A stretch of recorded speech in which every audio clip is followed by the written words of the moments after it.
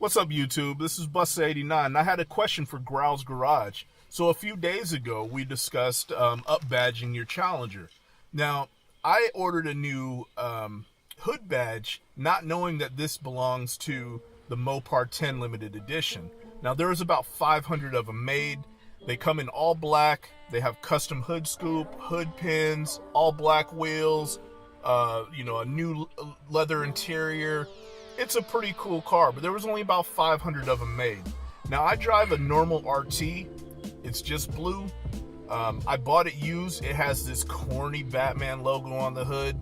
I'm trying to replace that thing. So, my question to you, man, am I in violation for putting this badge on?